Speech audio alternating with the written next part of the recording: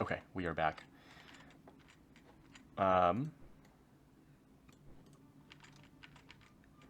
it looks like last time, before explaining the importance of all this, right? Looks like we have issued some commands, and maybe we stopped. Um, Rather, we took a break. Um, you're going to Fairfax right before um, turning into sort of the Eastern Theater, because it looks like we've got sort of commands already issued here. Yeah. So we're fine. Cheatham, that's a mistake. You should be down here defending Nashville and um, the highway into the heart of the Confederacy. But it is what it is. And, in the same way that you are making a mistake in the West, the armies in the East are mistakenly in West Virginia. How I don't think they would have changed the outcourse, the outcome of these battles here, but imagine that they had more troops here. Maybe they would have lost more, but maybe they would have stood a better chance, especially because Johnston's in control here, and he's a very good general. Okay, and at least in terms of his ratings, historically a little mixed, in my opinion. All right, so we had a bunch of generals spawn in. I'm gonna just combine them here. There we go. Sedgwick, Couch, Slocum, and Reno. I believe that they all became division commanders in the Union Army here. I think even Sedgwick. I think he might have been. He might have been a corps commander in the Army of the Potomac. Hmm. Let me see. So you're a good administrator. This leader is appreciated by his men as he cares about their well-being. He provides a 15% increase in the fatigue recovery rate of units in the stack under his command. This applies if the leader is in command of stack. So it looks like Sedgwick is ripe for corps command. Couch is a militiaman. It says discipline bonus of 1 and cohesion bonus of 10 to all militias in the stack this leader is in. Apply to all stacks in the region if this leader is the most high-ranking officer in the region. Okay, and this ability applies to all elements of the stack. Oh, that's pretty powerful. Because we do have a bunch of militia, right, in these in these divisions because we've not been able to upgrade them. Conscripts. There we go, conscripts. They were ones that spawned in at the beginning of the game, and we just haven't been able to upgrade them. And it looks like, yeah, you see these are all militia here. Yeah, tons of militia. Maybe, so let me just read that again. And this, okay, applies to all stacks in the region if this leader is the most high-ranking officer. Okay, definitely not the most high-ranking, my man. Um, got it. Okay, got it. So it seems like you should also be in Corps Command, but acting like very independently and maybe in a region of your own. So like not here, maybe in New Orleans. But then again, we sent a bunch of regular, like trained infantry up to New Orleans. So maybe West Virginia, because you all are all mostly militia, right? And even you, I think. Yeah. So maybe West Virginia is the right one. Of course, we have to make sure that he is the most senior. He is only a brigadier general, but with a seniority of 25. So we will have to move Dix out. Mansfield, a seniority of 37, and you are seniority of 105. So yeah, I think once that we get him into Corps Command, rather a major general, then we can send him out to West Virginia, and then he will make these troops a little meteor, let's say.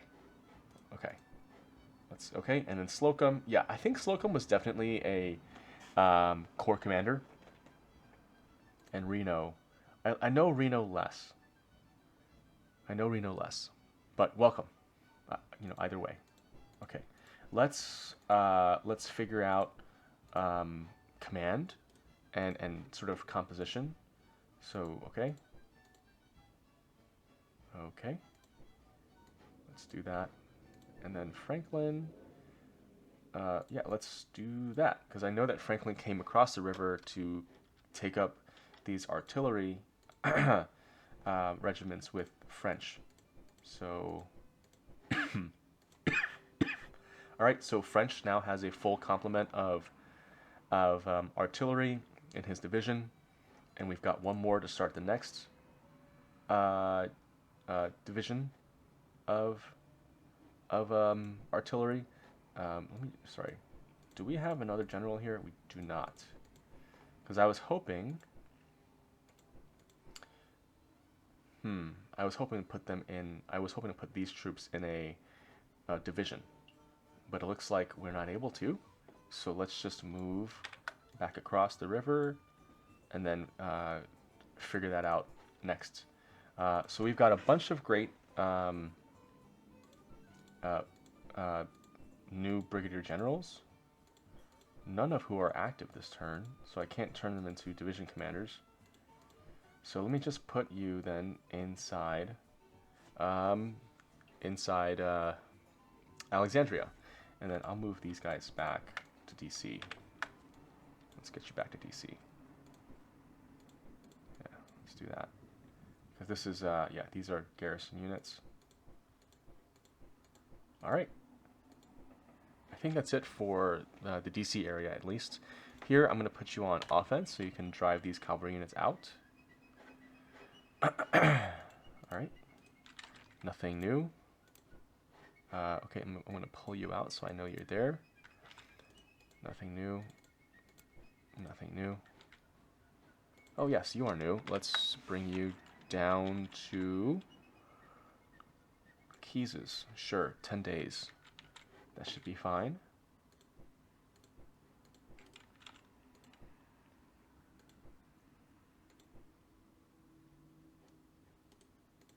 Franklin, you're not at max, so that'll have to go to Franklin's. All right, I'm just thinking like once this Iron Brigade moves down, like which corps they'll be slotted into. It'll be Franklin because he has capacity available. Okay, anything else? Don't think so.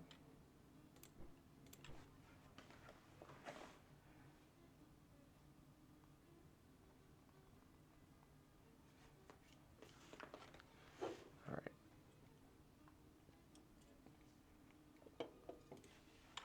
Okay. I do want y'all to go on the offensive, and McDowell, 244, and Kearney, they are both inactive, except for Keyes, right? So Keyes, I'm going to tell you go on the offensive and try and catch Lee before he's able to escape.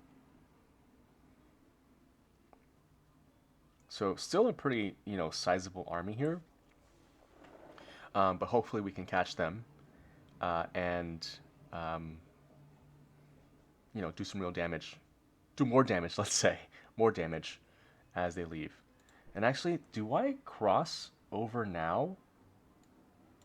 Right, and do that?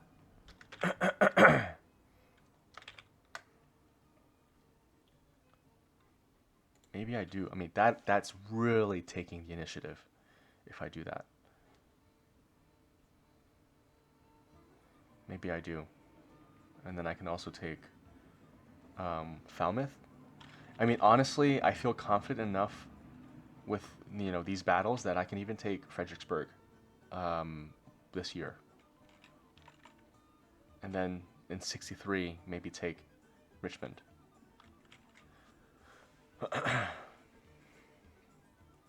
I think that, I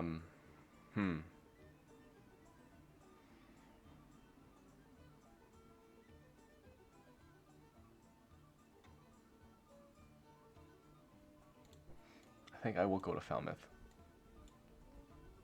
Yeah. Let's go to Falmouth. And then the next turn, Culpeper and Fredericksburg.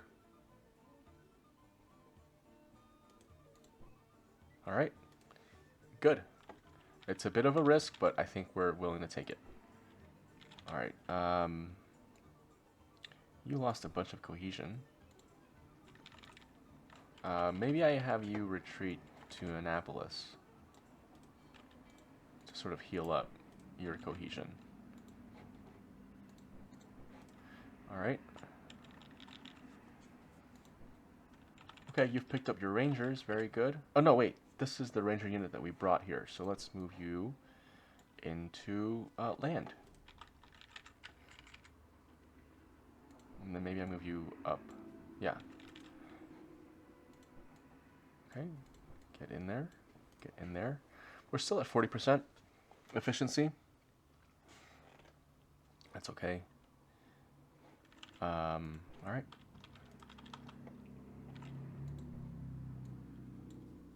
Okay, we can board in 15 days.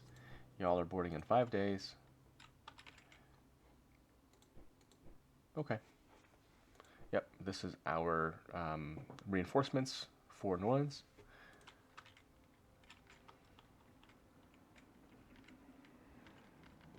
I think those are all of our movements. You know, I do recognize that they are raiding into Ohio, but I am not afraid at all, really. Okay, Gilbert, 543. That's incredible. How did you do that? I don't remember him spawning in with those stats. All right, let's do decisions. I don't see anything here that would be relevant or helpful at the moment. Okay, and then let's do replacements. Oh yeah, tons of replacements, I'm sure. Oof. I mean, imagine how the Confederate screen looks here.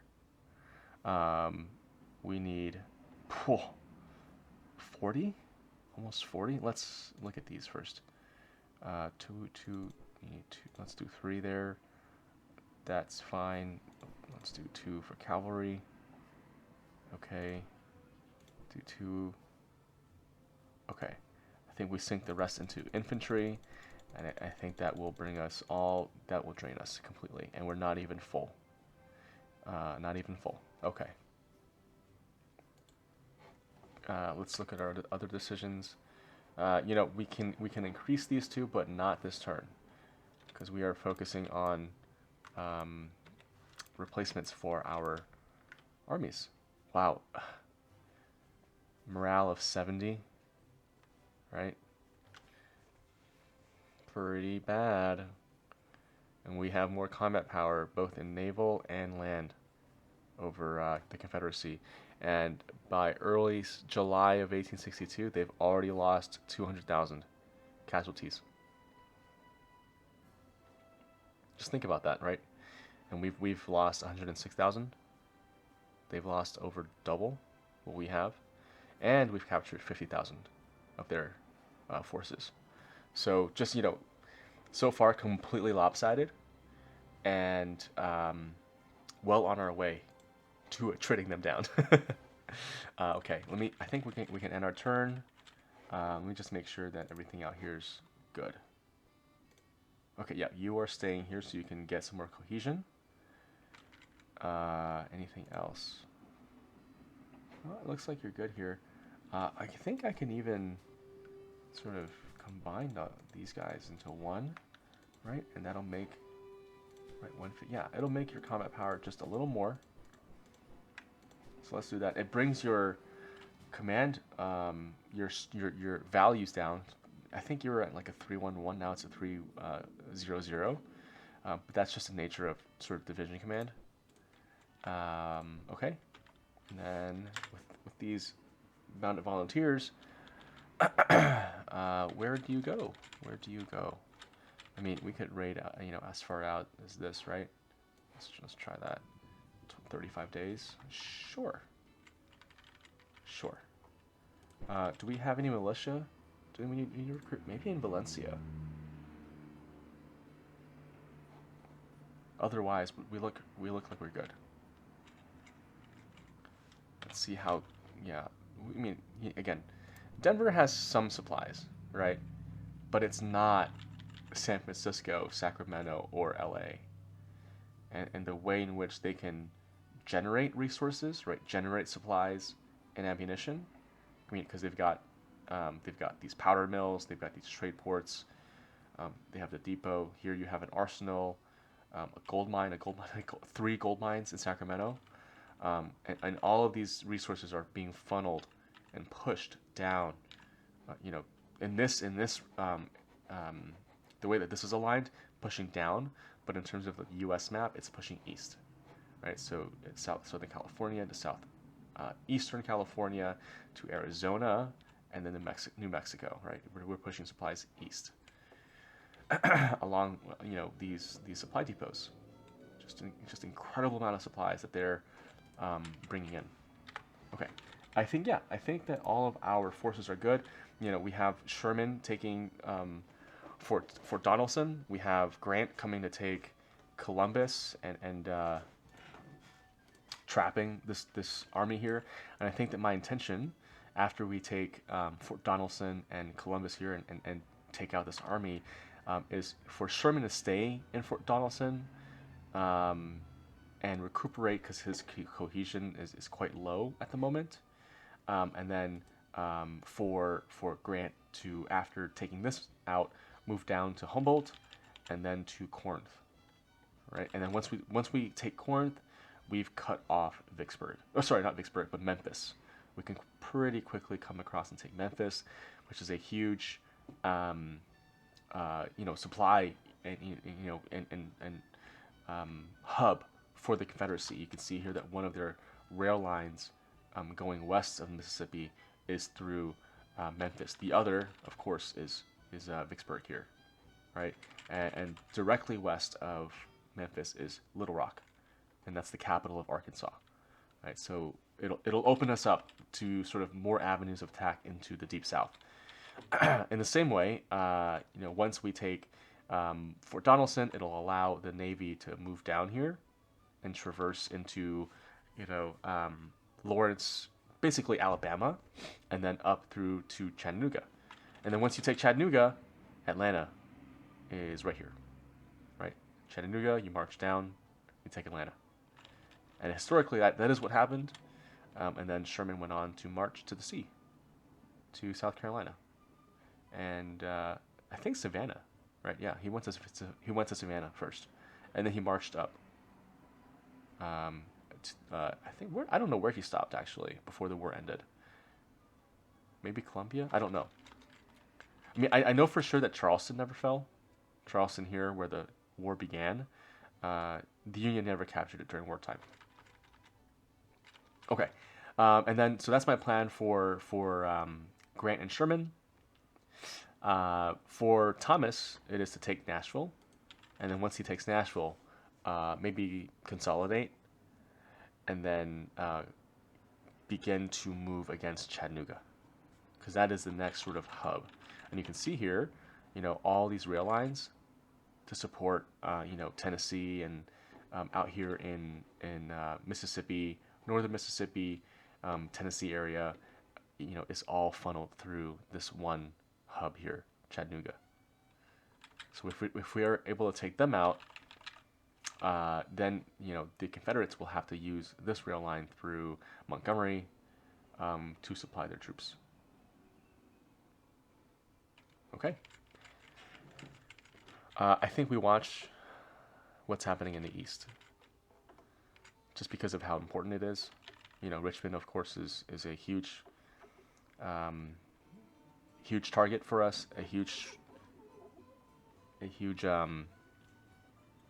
objective for the Union. Okay. I think that's it.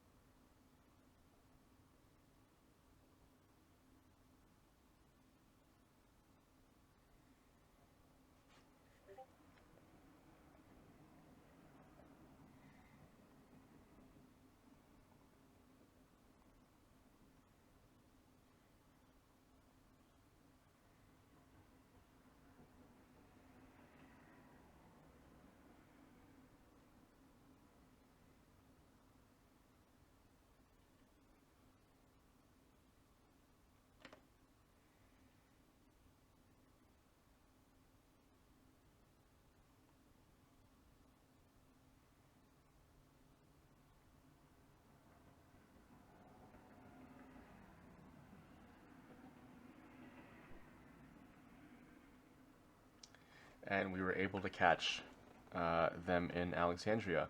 They might try to retreat quite quickly. Let's do the mass fire again. I mean, tried and true, right? All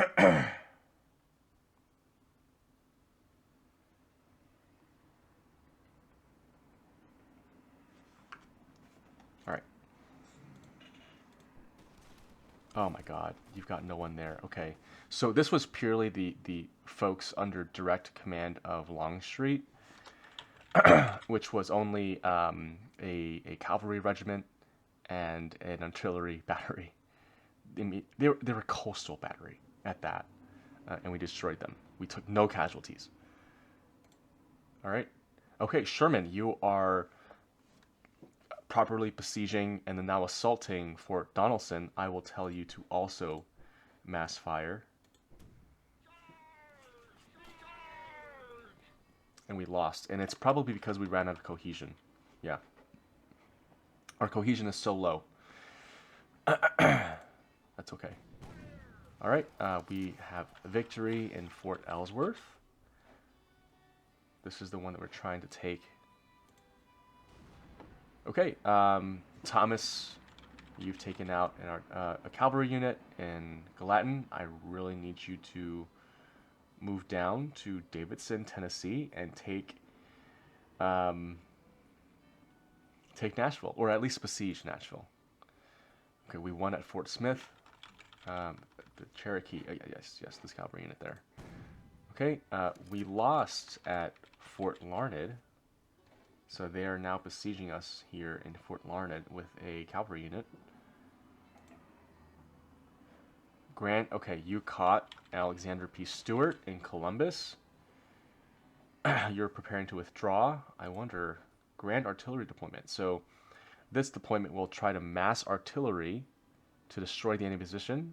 We can do a Grand Battery, Counter Battery, or Artillery Duel. Let me see. Grant is the better commander, so we can pick. Yeah. We can pick what is most favorable to us. I think that, right? Yeah, I think so. Low reserve deployment, large frontage. So low reserve deployment says this deployment will make use of a low number of reserves during the battle, and then large frontage. This battle plan will place more troops than normal frontage allows, but with much fewer reserves. This increases our frontage and opposing signature, but it's effective against a fighting withdrawal and delay battle. And it seems like the AI mostly chooses, when they're in this deployment, they mostly choose a fighting withdrawal. So I'm going to just bet that they will do that again. And again, large frontage is effective against fighting withdrawal, which is sort of signified by this green card, right? All right. Yeah, it totally, yeah. Very quick. Oh, okay. So you did retreat, and what I was taking out was probably the garrison here. All right. Thomas, yes, you have landed in Nashville. There's a sizable enough force, but not sizable enough. So you've got, let's see, 3,000. Let's say 4,000 there. Another, let's say 3,000. So that's 7,000, and then that's about 12,000 troops against 35,000. Oh, and Thomas is better than your commander, Theophilus Holmes, and so we can see what your battle plan is. Very good. Mass fire. How about that? Oh, we are bad against that, but we're good against wide spacing. Okay. How does countercharge work? Okay, countercharge is fine. Let's see. Enfilade is bad.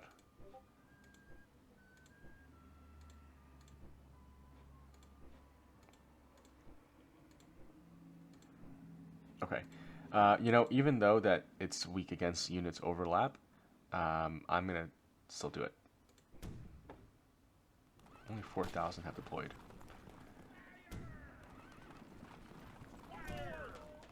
Yeah, it looks like we're taking them out. All right, it's about 13,000, and only this division under Patrick Clayburn deployed. Unfortunately, wide spacing, yeah. Um, and they lost. Let's see. Yeah. So again, you had a total hit points of 144, and you took 141. So you're on your last knees, or you're on your last legs. Even though we were attacking across the river. All right.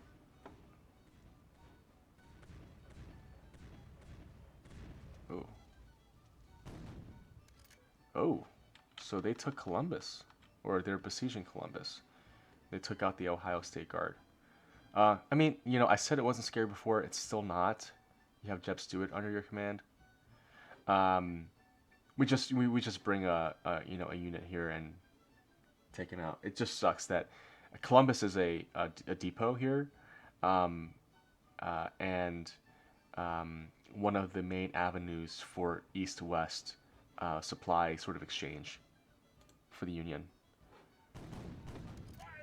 Oh, what happened there? So they came and landed in Metropolis and are besieging us there now. Okay. Bushrod Johnson is coming up through Pennsylvania. I don't know where he came from. I think he came from, down here somewhere, and maybe took it, up the river.